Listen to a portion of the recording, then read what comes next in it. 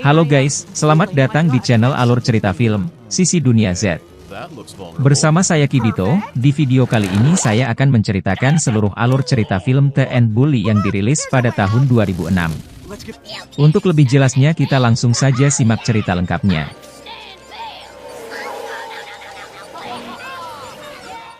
Film diawali dengan memperlihatkan seorang anak laki-laki yang bernama Lucas. Hidupnya selalu dibully oleh teman-temannya, khususnya Mullet Boy, karena dianggap terlalu kecil dan lemah. Lucas yang tidak bisa melawan, selalu melampiaskan kekesalannya dengan menghancurkan sarang semut menggunakan air. Lucas punya anggapan kalau yang lebih kecil darinya harus ditindas juga, dan dia merasa itu adalah sebuah keadilan. Padahal yang di bawah sana, semut-semut sedang merasa ketakutan dan disiksa atas apa yang telah diperbuat oleh Lucas. Tak lama kemudian, Lucas yang dipanggil sang ibu diberitahu jika sementara Lucas akan tinggal bersama sang nenek. Sebab orang tua Lucas akan berangkat liburan merayakan anniversary mereka. Lucas pun melihat kepergian orang tuanya dengan perasaan yang tidak senang. Di tempat lain, salah satu semut bernama Zod berusaha untuk menghentikan perbuatan Lucas yang sering menghancurkan sarang mereka dengan cara membuat sebuah ramuan. Saat itu dia sedang mengambil bahan ramuan di atas dinding. Namun kegiatan itu malah meruntuhkan batu-batu kecil, sehingga mengganggu semut-semut lain yang berada di bawahnya. Zod berusaha keras untuk mengerjakan ramuannya, namun dia kesal karena ramuan itu tak kunjung jadi. Lalu Hova istrinya datang untuk sedikit menghiburnya. Kepala Dewan juga mendatangi Zod dan kemudian menyatakan harapannya kepada Zod untuk segera menyelesaikan ramuan tersebut agar dapat menghentikan perilaku Lucas yang selalu menghancurkan sarang mereka. Dewan Semut sangat berharap kepada Zod, karena di kalangan semut, dia adalah seorang penyihir terbaik. Kembali pada Lucas, untuk sekian kalinya ia pun dibully lagi. Sehingga ia kembali melampiaskan dengan menyemprotkan air pada sarang semut sampai hancur. Sementara di dalam sarang, saat Zod telah berhasil membuat ramuan tersebut, Zod bersama semut yang lainnya malah berada dalam bahaya karena hanyut di bawah air. Beberapa saat kemudian, seorang pembasmi serangga datang, menghampiri Lucas dan menawarkan sebuah kerjasama. Tanpa basa-basi, Lucas menandatangani kontrak kerjasama dengan pembasmi serangga tersebut.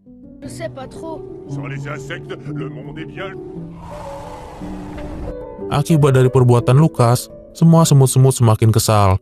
Namun bersamaan dengan itu, ramuan dari Zod sudah siap digunakan.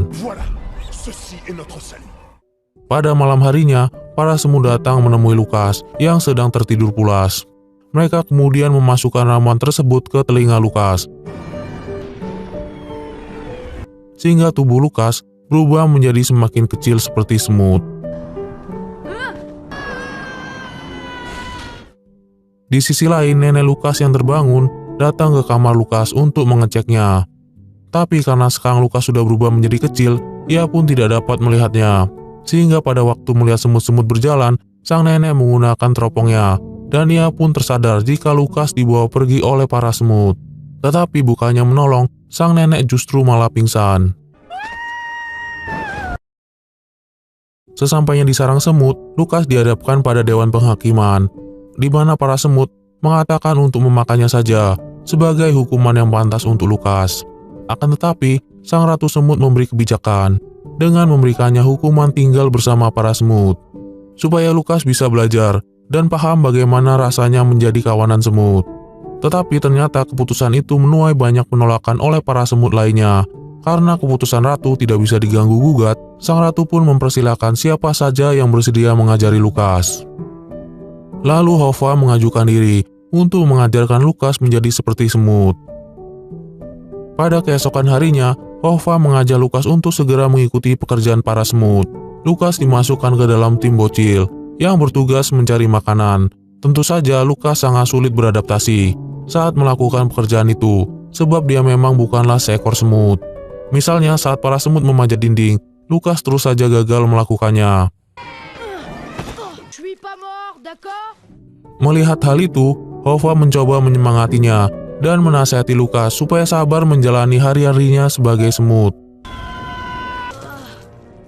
Supaya Lukas bisa cepat selesai dari hukuman ini dan bisa cepat pulang. Akan tetapi Lukas tetap saja tidak mau menerima hal tersebut dan malah marah-marah karena mana mungkin dirinya bisa sama seperti semut. Tak lama kemudian kawanan lebah menyerang para pasukan semut. Para semut tidak tinggal diam begitu saja. Mereka melakukan sedikit perlawanan, walaupun akhirnya kabur, karena sadar jika mereka tidak berdaya. Sementara itu, Lukas yang dikejar oleh lebah melihat sebuah petasan dan kemudian ia langsung menyalakan petasan itu untuk menyerang para lebah tersebut.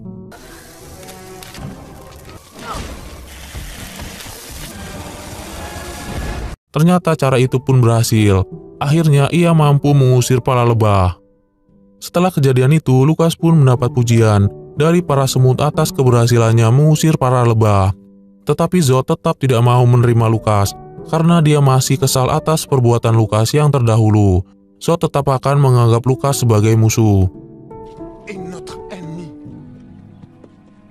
Pada malam harinya, Lukas makan bersama dengan para semut. Di sana Lukas mendapat beberapa teman yang mau menerima kehadirannya. Lukas lalu menelan cairan hijau. Awalnya dia merasa keenakan dengan makanan tersebut. Tapi saat dia melihat kalau makanan itu berasal dari kotoran ulat, ia mulai mual dan merasakan jijik. Melihat hal itu, Hova memberikannya sebuah ramuan yang bisa membuat Lukas sembuh. Setelah ramuan itu diminum, tiba-tiba Lukas bersendawa sangat besar. Para semut yang mendengar sendawa itu pun menyebutkan kata, "Puji Sang Ibu." Mendengar kata-kata itu, membuat Lukas penasaran akan apa maksud dari kata puji Sang Ibu. Kemudian Hova mengajak Lukas ke tempat untuk memberitahunya sesuatu. Hova mengajak Lukas ke sebuah museum dan memperlihatkannya artefak tentang sejarah pasukan semut. Diperlihatkan juga gambar Sang Ibu, yaitu semut yang pertama kali membuat pasukan semut. Oleh karena itulah Sang Ibu sangat dipuja-puja oleh para keturunan semut. Di samping gambar Sang Ibu juga terdapat makhluk seram yang dianggap oleh para semut sebagai sang penjahat. Saat dilihat dengan jelas oleh Lukas, ternyata gambar itu ialah Steinbill, yang merupakan seorang pembasmi serangga. Hal itu membuat Lukas ingat kalau dirinya telah melakukan perjanjian kontrak kerjasama dengan Steinbill. Tak ingin teman-teman semut dalam bahaya, Lukas pun berniat membatalkan kontrak tersebut. Kemudian Lukas meminta izin pulang pada para semut. Awalnya Lukas dilarang, tapi saat Lukas bilang kalau di rumahnya banyak sekali makanan manis, secara tiba-tiba mereka mengizinkannya dan ikut serta pulang. Saat malam tiba di rumah Lukas, mereka harus melewati sebuah karpet berbulu yang sulit sekali untuk dilewati.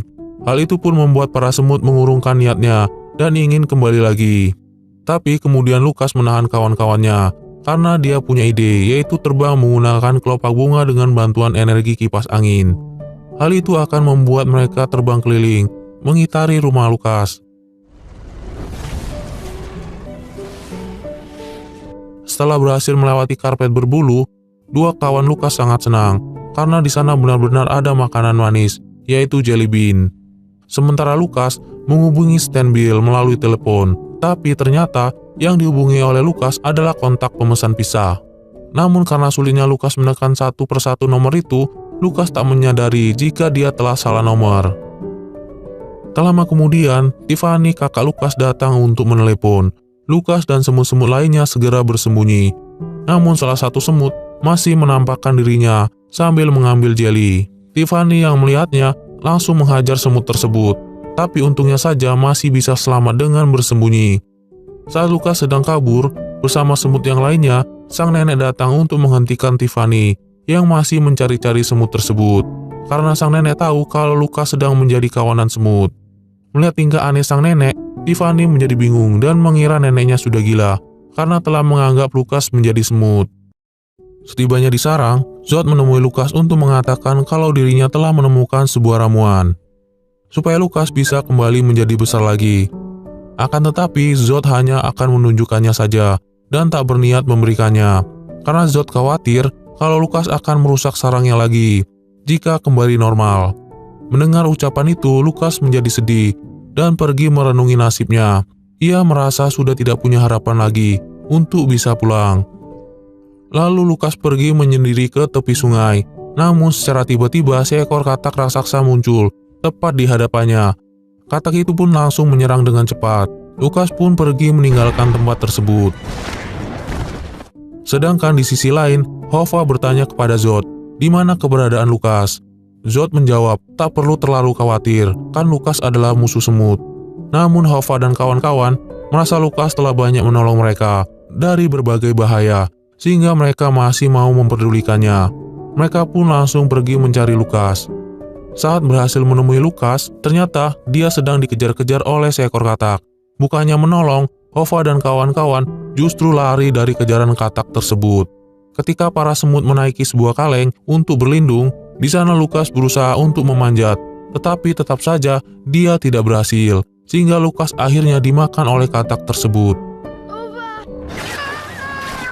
Di dalam perut katak itu, Lukas bertemu dengan serangga-serangga lainnya yang sedang menikmati detik-detik akhir hidupnya. Dari kejauhan, Zod yang melihat Lukas dimakan oleh katak itu mulai merasa bersalah karena selalu bersikap dingin pada Lukas. Untuk menebus kesalahannya, Zod meminta katak untuk menelannya juga. Akhirnya, Zod ikut masuk ke dalam perut katak tersebut. Zod ternyata punya akal untuk bisa keluar dari sana. Dia menyuruh serangga lain yang ada di sana untuk menarik salah satu pembuluh sang katak, yang akan membuat katak tersebut mual dan memuntahkan mereka semua. Setelah kejadian itu, Lukas sangat berterima kasih pada Zod karena telah menolongnya. Tetapi Lukas juga bingung mengapa Zod tiba-tiba mau menolongnya. Zod lalu mengatakan kalau sesama semut harus saling tolong-menolong. Dari sinilah Lukas dan Zod mulai akrab. Pada malam harinya, Hova meminta Zod untuk menemani Lukas. Lalu Zod menerima permintaan itu. Mereka pun saling berbincang. Di sana Zod tersadar kalau Lukas sebenarnya memiliki hati yang baik. Zod kemudian bertanya tentang kehidupan manusia.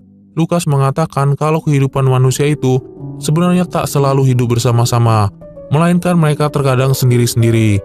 Malah justru manusia terkadang menganiaya sesuatu yang dianggap mereka berbeda. Disinilah sebenarnya Lukas lagi curhat mengenai dirinya sendiri yang selalu dibully. Tapi Lukas tidak menjelaskan secara terang-terangan. Zod juga sadar jika selama ini sikapnya pada Lukas kurang baik. Zod kemudian mengatakan kalau para semut justru membuat perbedaan menjadi persatuan yang kuat di antara mereka. Dari perbincangan itulah, akhirnya mereka saling mengerti satu sama lain. Keesokan harinya, para semut terlihat sangat senang ketika melihat seekor semut raksasa. Mereka kira itu adalah sang ibu, semut ratu dari segala ratu.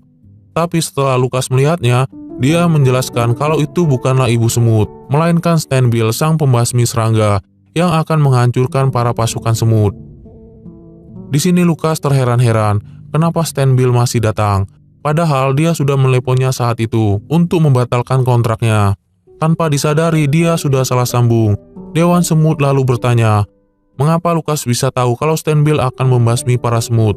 Lukas pun memberitahu hal yang sebenarnya, bahwa ialah yang telah membawa Stenbil. Mendengar ucapan tersebut, sang dewan menjadi kesal dan mengusir Lukas. Tapi Lukas mencoba meyakinkan sang dewan kalau dirinya berjanji akan membantu pasukan semut. Zod lalu punya ide kalau ramuannya itu bisa digunakan untuk menyerang Stenbil. Tapi karena telinga Stenbil terlalu tinggi, Lukas bersama Zod mendatangi kawanan lebah untuk meminta bantuan mereka.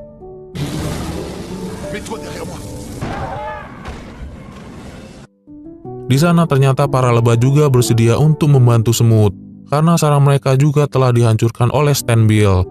Pasukan semut dan lebah pun mulai bersiap untuk melakukan penyerangan pada Stenbil. Mereka harus melemparkan ramuan itu ke dalam telinga Stenbil, seperti yang dilakukan semut pada Lukas waktu itu. Saat mereka sudah meluncur melawan Stenbil dan berusaha untuk menyemprotkan ramuan ke telinganya, ternyata telinga Stenbil sedang menggunakan headset, sehingga mereka kesusahan untuk memasukkan ramuan tersebut. Sudah berkali-kali para pasukan semut dan lebah mencoba untuk menyemprotkan ramuan pada Stenbil, tetapi tetap saja gagal. Justru sebagian dari mereka harus tumbang akibat racun yang disemprotkan oleh Stenbil. Sementara itu, Hova tertindih oleh seekor lebah yang pingsan dan tidak kuat untuk bangkit. Sedangkan asap racun dari pembasmi juga hampir menyebar ke seluruh penjuru serangga. Di sana Lukas terlihat bimbang, namun dia diperintahkan oleh Hova untuk pergi saja karena memang sudah tidak ada lagi harapan. Tapi Lukas tetap memilih untuk menolong Hova. Dengan sekuat tenaga, akhirnya Lukas bisa mengangkat lebah tersebut dan Hova berhasil selamat. Tapi sekarang Stenbil hampir saja benar-benar menghancurkan sarang para pasukan semut. Di sisi lain, 2 ekor serangga yang masuk ke dalam tubuh Stenbil lalu menggigit kemaluannya sampai kesakitan. Dari situlah Lukas pun mendapat ide. Ia melumasi ramuan itu di alat sengat sang lebah. Hingga ketika mendapatkan waktu yang pas, mereka berhasil menancapkan ramuan itu di bokong Stenbil. Seketika itulah Stenbil berubah menjadi semakin kecil. Stenbil langsung melarikan diri, diiringi dengan kejaran para lebah yang siap menyengat. Setelah keberhasilan mengusir pembasmi, Lukas kembali dihadapkan pada pengadilan sang ratu semut. Ia lalu dinobatkan menjadi bagian para semut, dan juga memberi kebebasan pada Lukas. Setelah itu Lukas kembali menjadi normal. Hal itu turut dilihat oleh sang nenek yang membuat sang neneknya menjadi senang karena cucunya kembali. Di saat bersamaan, orang tua Lukas pun kembali dari liburannya. Tak lama kemudian datanglah Mollet Boy bersama gengnya dan kembali ingin membuli Lukas. Tapi karena Mollet Boy selalu bersikap kasar pada teman-temannya, hal itu membuat teman segengnya berpihak pada Lukas. Ketika ia mengatakan, "Saya kecil, kami kecil, tapi jika kami bersama, kami besar." Hal itu membuat Mollet Boy kemudian diserang dan akhirnya kabur. Setelah kejadian itu, Lukas mengajak teman-teman barunya untuk bermain ke rumahnya. Tapi sebelum ia pergi, ia menemui para pasukan semut dan memberi mereka permen manis yang membuat para pasukan semut sangat senang. Dan film pun selesai.